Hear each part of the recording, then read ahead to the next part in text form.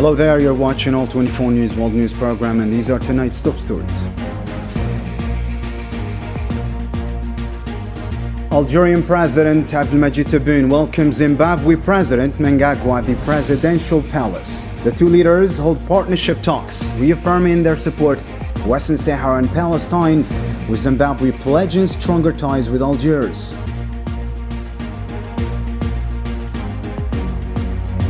President Abdelmadjid Tebboune reaffirmed Algeria's commitment to good neighborliness, respect for Mali's unity, and reaffirms that a balanced foreign policy rooted in strong ties with global partners.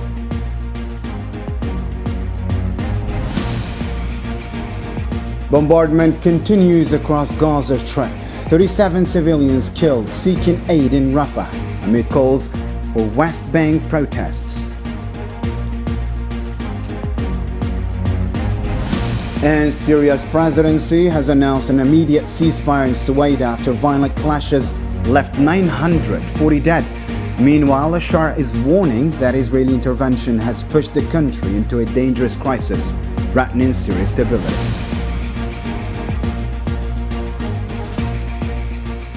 Welcome back to the program. First off, in our news tonight, Algerian President Abdelmadjid Tebboune welcomed Zimbabwean President Emmerson Mnangagwa on Saturday at Al Mouradia Palace, marking the start of a two-day official visit. After a ceremonial reception with national anthems and Republican Guard salute, the two leaders held private talks, later joined by members of both delegations to discuss ways to strengthen bilateral cooperation. Mnangagwa had earlier been received at Algiers airport by Council of the Nation President Azouz Nasri.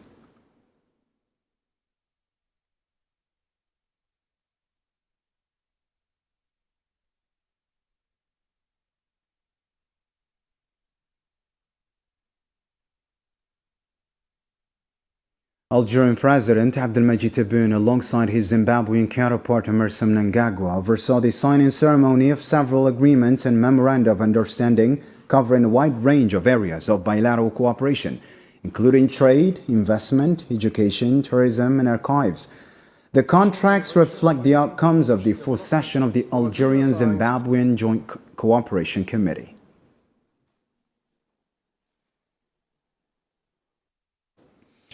President Tebboune, in a joint media statement alongside Zimbabwe's President Emmerson Mnangagwa, reaffirmed the importance of prioritizing peaceful solutions, respecting the sovereignty of all states, and rejecting external interventions.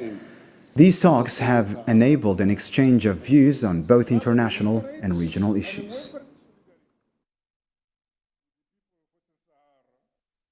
زيارة الدولة التي تقومون بها إلى الجزائر اليوم هي تعبير عن الإرادة السياسية المشتركة لتطوير هذه العلاقات. المحادثات مكنتنا كذلك من تبادل وجهات النظر حول ملفات وقضايا إقليمية ودولية، وسجلنا خلالها انسجاما وتوافقا كاملا في المواقف، لا سيما فيما يتعلق بتغليب الحلول السلمية للنزاعات في إفريقيا وضرورة احترام سيادة الدول ورفض التدخلات الأجنبية وأولوية مبدأ الحلول الإفريقية للمشاكل الإفريقية. President Mnangagwa praised Algeria's support for African liberation movements, highlighting its role in Zimbabwe's independence and reaffirming the strong historic ties between the two nations. Algeria played a critical, important role in support of the liberation movements in Africa, and us in Zimbabwe, and Southern Africa in particular. Your great country contributed to the independence, freedom, and democracy we are enjoying today. We thank the great people of Algeria for that contribution. This visit, therefore, reaffirmed the long-standing, excellent, revolutionary relations between Zimbabwe and Algeria, born out of our solidarity in the protracted fight against colonialism and imperialism. In a similar story, Presidents Abdelmajid Tebboune and Emmerson Mnangagwa exchanged views on the Israeli aggression in Gaza Strip, agreeing to condemn the ongoing crimes and reaffirming the legitimate right of Palestinians to establish their state.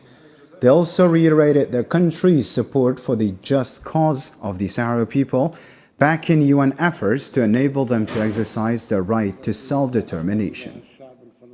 Zimbabwe reiterates unwavering solidarity. اللقاء مع فخامة الرئيس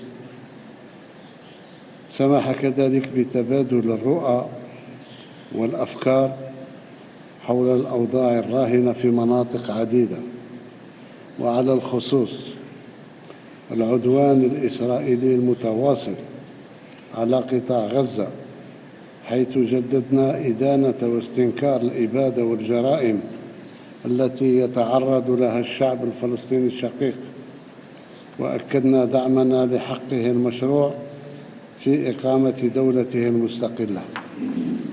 كما أكدنا مساندة قضية الشعب الصحراوي العادلة باعتبارها قضية تصفية استعمار. قضية تصفية استعمار وآخر مستعمرة في إفريقيا. وجددنا دعم مساعي الأمم المتحدة لتمكين الشعب الصحراوي من تقرير المصير. Zimbabwe reiterates unwavering solidarity with the people of Western Sahara in their just struggle for self-determination. We support the route of dialogue to end the conflict with Palestine and the need to address the dire humanitarian situation affecting the people of Gaza. In the same context, Zimbabwe's Minister of Finance and Investment Promotion, Thuli Nkube, emphasized the need to align economic relations with the strong political ties between Algeria and Zimbabwe. Speaking at an Algerian-Zimbabwe business forum in Algiers on Saturday, Nkube urged both nations to explore new opportunities to boost trade and investment, reflecting the shared commitment of their leaders. Algeria enjoys strong political and economic ties, which have been bolstered over the years through the Zimbabwe-Algeria Joint Permanent Commission of Cooperation, JPCC. High-level visits have further solidified our political relations. Algeria and Zimbabwe, united by shared anti-colonial past and Pan-African vision, are now pushing to strengthen ties across key sectors.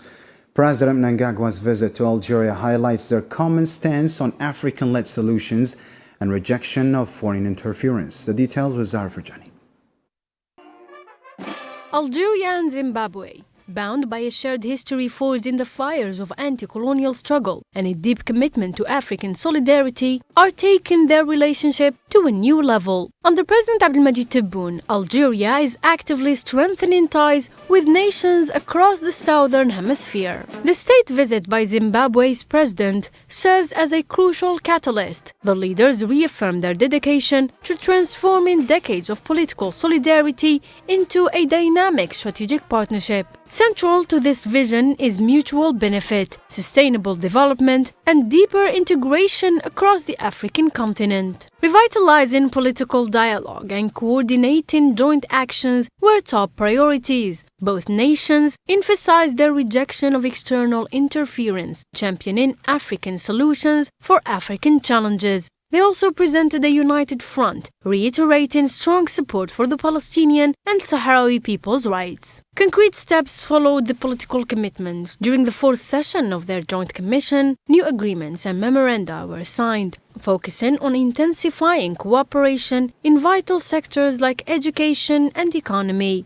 A key economic breakthrough is the establishment of a joint business council designed to significantly boost trade and sustainable economic links. Zimbabwe signaled its ambition to leverage the African Continental Free Trade Area, positioning itself as an industrial, logistic, and commercial gateway for Algerian businesses in Southern Africa. With a broad agenda of shared interests, Algeria and Zimbabwe view this strengthened partnership as a decisive step, their goal to transform historic bonds of solidarity into a powerful strategic alliance, driving forward not only their own development, but the integration and progress of Africa as a whole. With Algeria-related news, Algerian President Abdelmajid Tebboune stated that Algeria maintains robust economic relations with African, regional and international partners, including the United States and Asian nations. Speaking during his regular media briefing last Friday, Tebboune emphasized that Algeria's diplomatic strength stems from its commitment to diversified partnerships free from narrow interests, an approach that has earned the nation widespread respect. قمح الصلب اليوم علاقات اقتصادية قوية مع إفريقيا، وراني نحاول نقويها أكثر، لأن أنا إفريقي قبل كل شيء. علاقاتنا مع العالم العربي مع الولايات المتحدة علاقاتنا طيبة، ونتشاوروا في كثير من الأمور، مش بالضرورة أمام الملأ. ولا علاقاتنا اليوم مع آسيا كانت عندنا علاقات معهم كل، مع اندونيسيا قريبه لنا بزاف، ماليزيا قريبه لنا، كلهم دول قريبه لنا. تبادل تجاره بينيه بيننا وبينهم. يا با بلو براغماتيك كو لي الجيريان.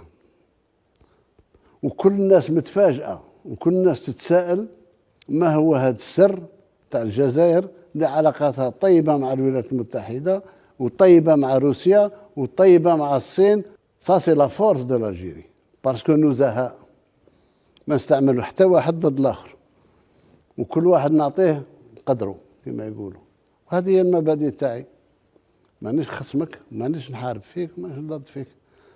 احنا عدم الانحياز عندنا في الدم، حتى الاشقاء نتاعنا اليوم اعترفوا بها.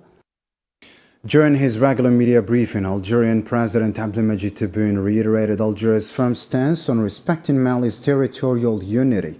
He warned that force by what he termed coup plotters would fail to resolve northern Mali's crisis, stressing instead the importance of the UN and African brokered Algiers agreement as the path to lasting stability.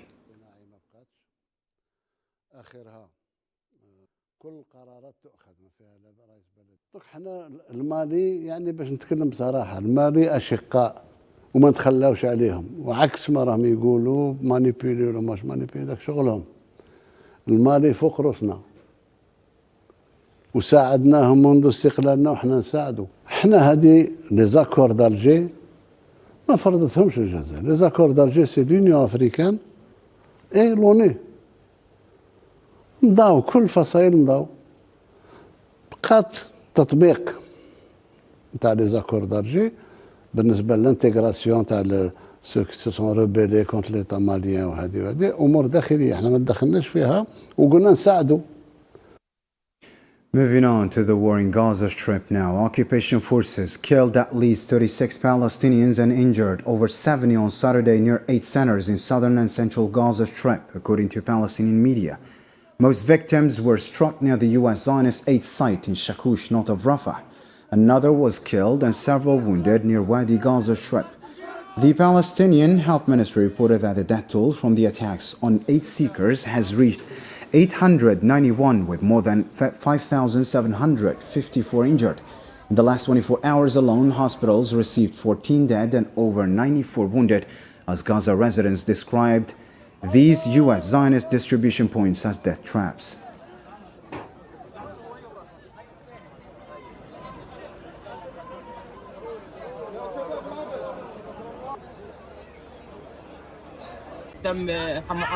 We are surrounded by the occupation forces tanks and quadcopters, and after we are surrounded, they started shooting at us randomly. Anyone can get killed next to us.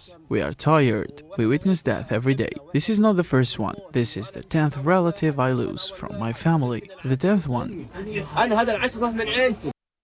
The number of children killed by famine in Gaza has risen to 70 since the start of the Zionist aggression. On Saturday, the Palestinian Health Ministry confirmed the death of Jawad al-Anqar at Shifa Hospital due to severe malnutrition in northern Gaza. He is one of the 650,000 children facing the risk of death as the occupation continues its starvation war, with hunger-related deaths sharply rising.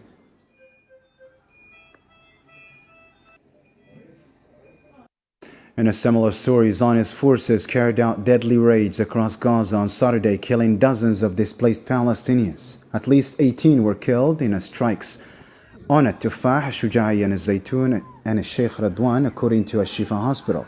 In Daraj, 8 people were killed, including a child, in tents sheltering the displaced, while 10 more were killed in Tel al-Hawa and Jabalia.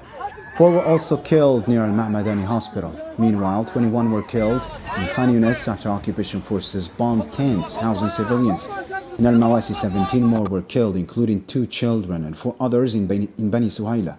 In central Gaza, 14 people, including women, children, and an infant, were killed in new massacres. Additionally, 12 members of one family were killed in strike on Az-Zuwayda near Nusayrat, while 2 more died in Al-Burij. A woman also died from famine in Gaza City amid growing starvation deaths.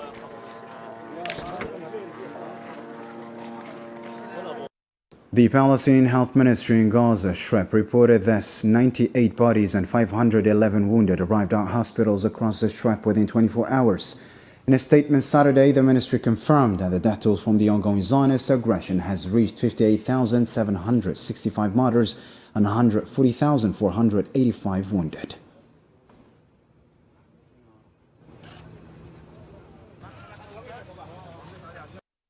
Several popular groups in occupied Palestine have called for mass demonstrations on Saturday in support of Gaza. Protests are set to begin from mosques and main squares in the West Bank, Al-Quds, and all the occupied territories, condemning the Zionist occupation starvation policy that has killed hundreds of children, women, and elderly across the besieged territory.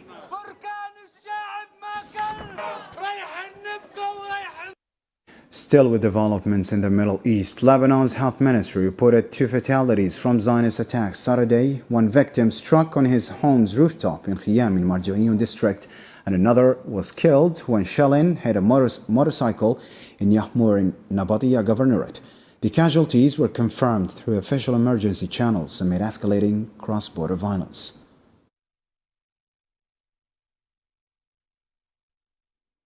Hezbollah Deputy Secretary General Naim Qassem declared Friday that the group will never surrender its arms, dismissing a reported US-backed proposal linking Israeli occupation withdrawals from southern Lebanon to militia disarmament.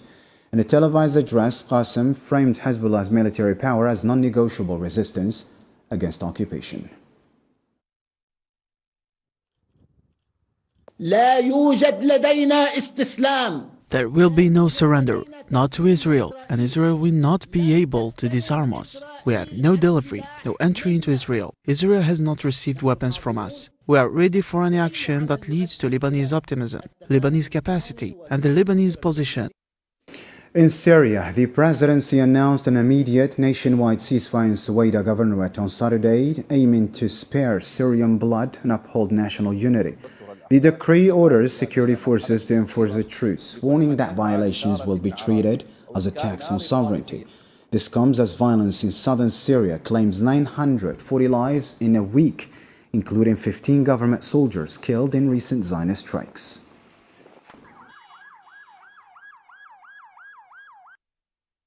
Shot ahead of the Syria's transitional phase warned Saturday that recent events in As-Suwaida mark a dangerous shift in the country's political and security landscape. In a national address following the ceasefire announcement, he announced that Zionist intervention has escalated tensions and now threatens Syria's overall stability.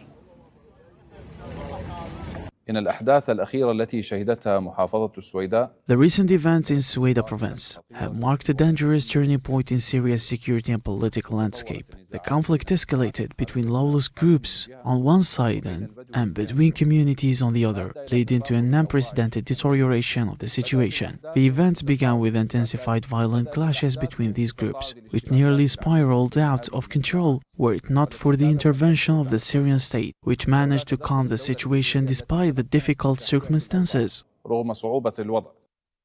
Turning to other news now, a double-barreled trade warning from the White House. Steep tariffs now loom for European allies, while the BRICS group faces an ultimatum to disband. Moves sparking immediate international concern. Salman Essib reports.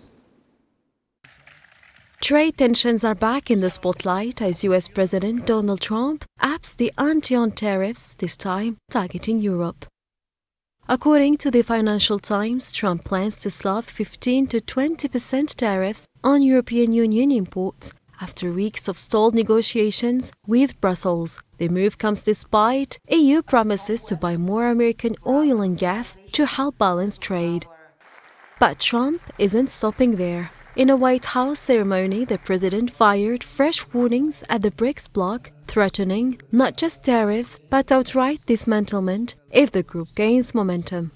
You know, we have this little group called BRICS, it's fading out fast, but BRICS is, they wanted to try and take over the dollar, the dominance of the dollar and the standard of the dollar. And I said, anybody that's in the BRICS consortium of nations, we're going to tariff you 10%. And they had a meeting the following day, and almost nobody showed up. They said, "Leave me alone."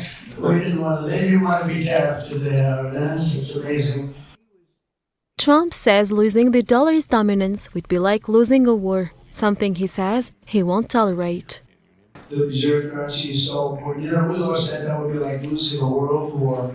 We can never let anyone play games with us, and that's why when I heard about this group from BRICS, 6 countries basically, I hit them very, very hard.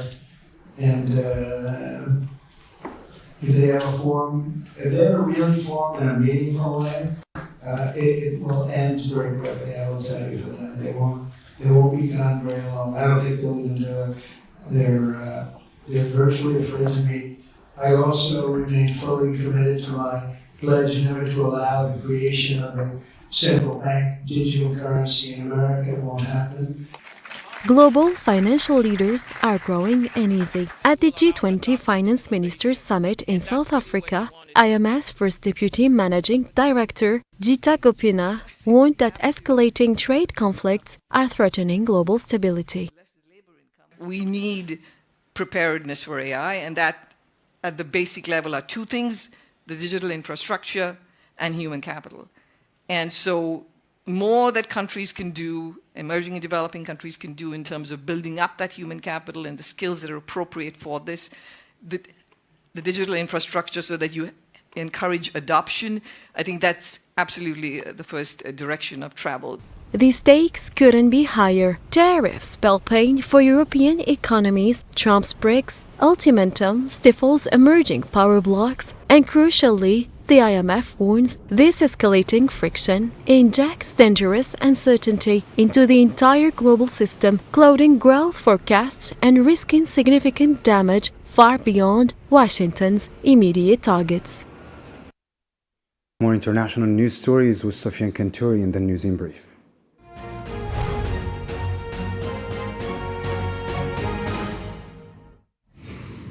The government of the Democratic Republic of Congo and the M23 movement signed a peace agreement on Saturday, following 3 months of talks in Qatari capital. During the signing ceremony, Qatar's Minister of State of Foreign Affairs, Mohammed Abdulaziz Khouleifi, confirmed that the Declaration of Principles includes a commitment to launch formal negotiations soon for a comprehensive peace deal. Both sides have also pledged to sign a final agreement by August 18th.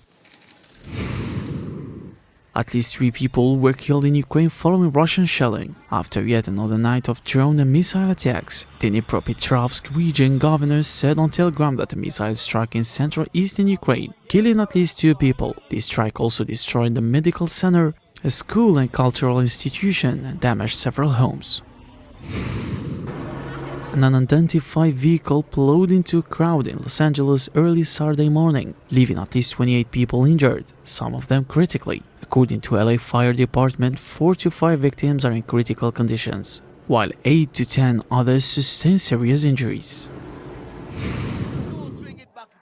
The Algerian national rugby team finished third in the ongoing Africa Rugby Championship in Uganda after defeating Kenya on Saturday. The Greens won the third-place playoff with a 15-5 victory over Kenya at the Nelson Mandela Stadium in Kampala. With this result, Samir Karbouche and his teammates end the tournament with 2 wins against Cote d'Ivoire and Kenya and 1 loss to Namibia. That wraps up our news program for tonight. For more updates, you can always check our social media platforms, YouTube, Facebook, X and Instagram, as well as our website. On behalf of all 24 News team, I'm Islam Sid. Good night.